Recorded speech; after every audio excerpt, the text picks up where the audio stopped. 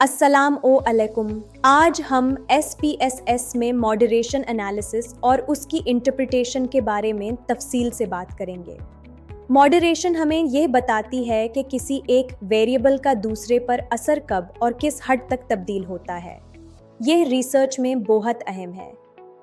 इस वीडियो में हम देखेंगे कि मॉडरेशन क्या है, इससे SPSS में कैसे रन करते हैं और रिजल्ट्स को कैसे समझते हैं। चलिए शुरू करते हैं। मॉडरेशन तब होती है जब इंडिपेंडेंट वेरिएबल और डिपेंडेंट वेरिएबल के दरमियान ताल्लुक किसी तीसरे वेरिएबल यानी मॉडरेटर पर मुनहासिर हो। मिसाल के तौर पर अगर हम पढ़ाई के घंटों का इम्तिहान के नतीज पर असर देख रहे हों तो ज़हनी दबाव या स्ट्रेस एक मॉडरेटर हो सकता है। SPSS में मॉडरेशन रन करने के 3 अहम स्टेप्स हैं: वेरिएबल्स को सेंटर करना, इंटरैक्शन टर्म बनाना और फिर रिग्रेशन रन करना। सेंटरिंग इसलिए ज़रूरी है ताकि मल्टीकॉलिनियरिटी से बचा जा सके और रिजल्ट्स की इंटरप्रिटेशन आसान हो। इसके लिए हम मीन वैल्यू को सब्ट्रैक्ट करते हैं। अक्सर रिसर्चर्स एंड्रू हेज का प्रोसेस मैक्रो इस्तेमाल करते हैं क्योंकि ये मॉडरेशन और मीडिएशन को बहुत आसान बना देता है। प्रोसेस मैक्रो में हम मॉडल नंबर 1 सिलेक्ट करते हैं मॉडरेशन के लिए। आपको सिर्फ अपने x, y और m वेरिएबल सिलेक्ट करने होते हैं। अब बात करते हैं रिजल्ट्स की। सबसे पहले हम इंटरैक्शन टर्म की सिग्निफिकेंस देखते हैं। अगर p वैल्यू 0.05 से कम है तो मॉडरेशन मौजूद है। सिग्निफिकेंट इंटरैक्शन का मतलब है कि मॉडरेटर वाकई अपना काम कर रहा है और ताल्लुक की शिद्दत को तब्दील कर रहा है।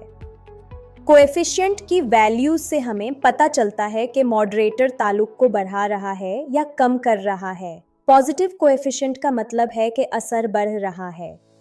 सिर्फ सिग्निफिकेंस काफ़ी नहीं होती, हमें सिंपल स्लोप्स एनालिसिस भी करना पड़ता है ताकि हम देख सकें कि लो, मीडियम और हाई लेवल्स पर क्या असर है।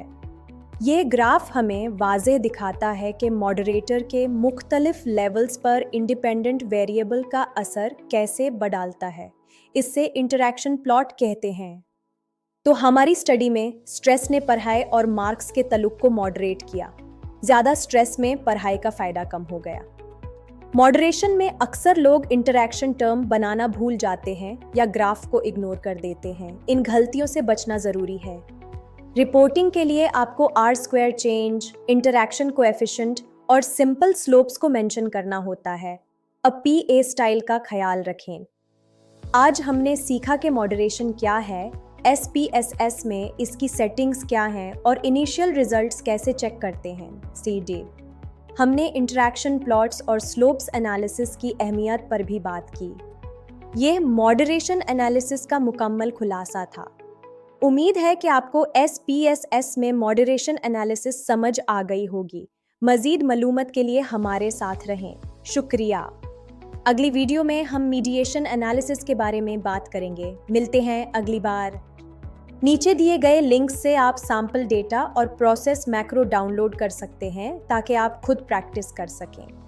देखने का शुक्रिया। अल्लाह हाफिज़।